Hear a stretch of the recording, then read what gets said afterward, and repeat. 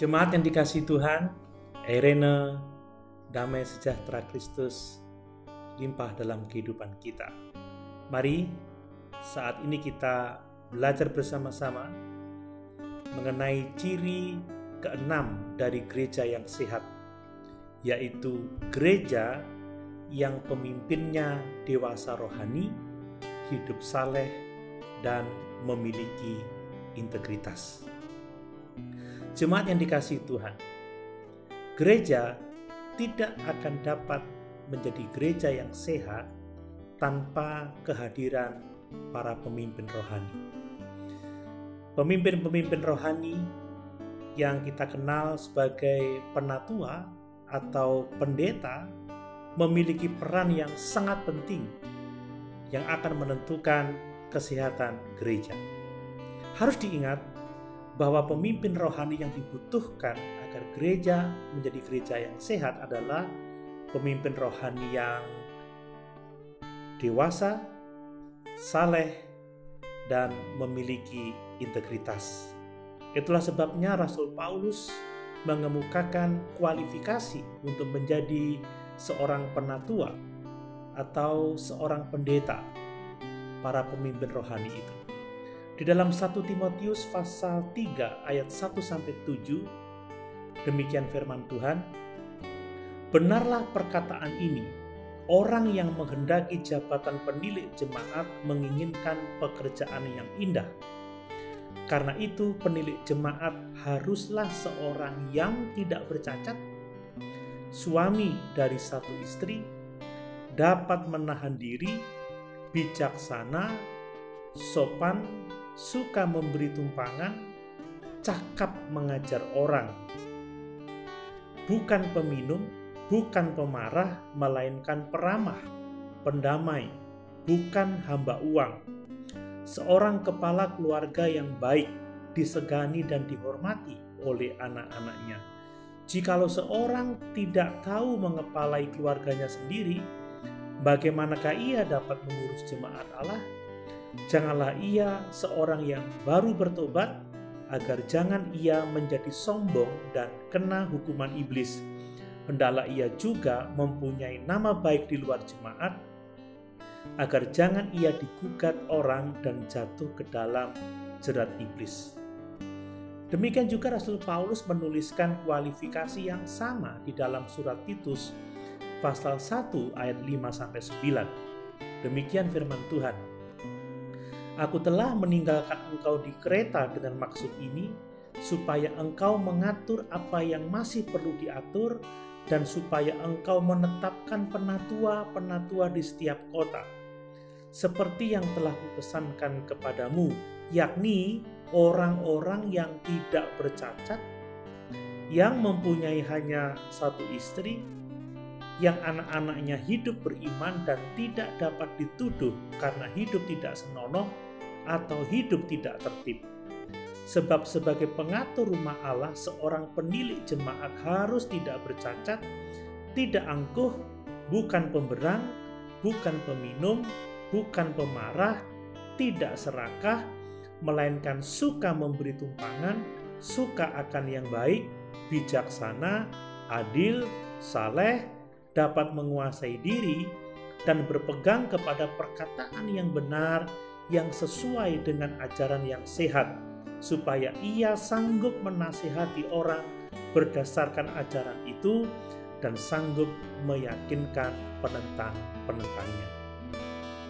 Kalau kita memperhatikan kualifikasi dari dua bagian tersebut, maka jelas bahwa penekanan dari kualifikasi itu adalah pada karakter yang saleh, bukan pada karunia rohani yang mengesankan, tetapi lebih pada karakter. Dan itu jelas ditunjukkan dari frasa tidak bercacat. Kita bisa menemukan itu di dalam 1 Timotius 3 ayat yang kedua dan Titus 1 ayat yang ke-6. Seorang penatua harus tidak bercacat. Ini menekankan pada karakter yang saleh. Dan dalam hal ini, Tidak bercacat itu terutama seperti yang terlihat dalam kehidupan rumah tangga yang patut diteladani.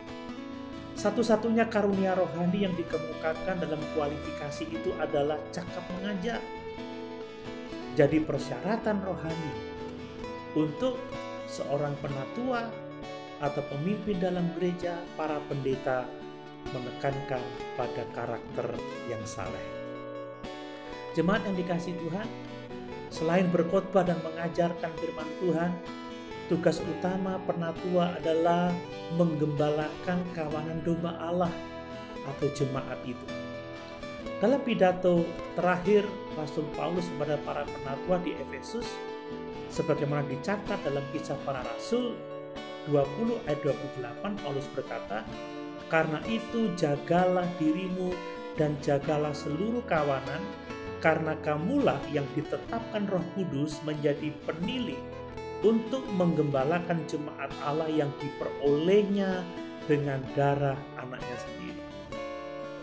Jadi penting sekali tugas para penatua atau pemimpin jemaat ini untuk menggembalakan sehingga jemaat menjadi sehat. Nah, dengan cara yang sama Rasul Petrus menasihati para penatua di dalam 1 Petrus 5 ayat 2-3, "Gembalakanlah kawanan domba Allah yang ada padamu, jangan dengan paksa tetapi dengan sukarela sesuai dengan kehendak Allah, dan jangan karena mau mencari keuntungan tetapi dengan pengabdian diri. Janganlah kamu berbuat seolah-olah kamu mau memerintah atas mereka yang dipercayakan kepadamu, tetapi hendaklah kamu menjadi teladan bagi kawanan domba itu." Para penatua bertanggung jawab atas kesehatan gereja, menggembalakan dengan cara yang baik sesuai dengan kehendak Tuhan.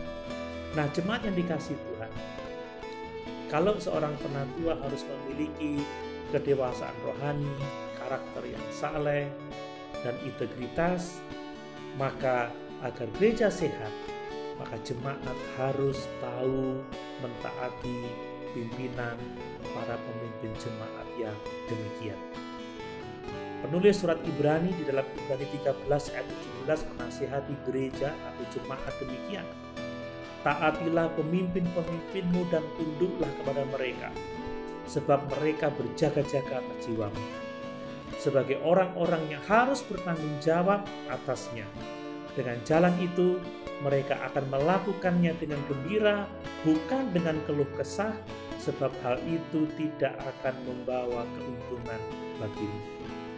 Gereja akan sehat kalau pemimpin rohaninya dewasa rohani, hidup saleh, memiliki integritas.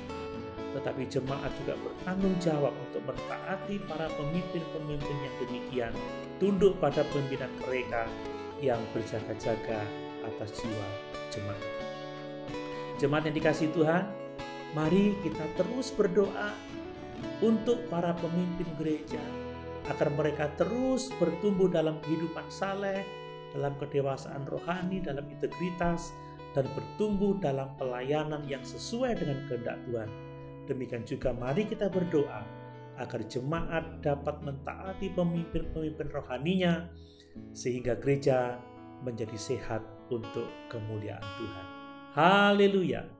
Tuhan Yesus memberkati.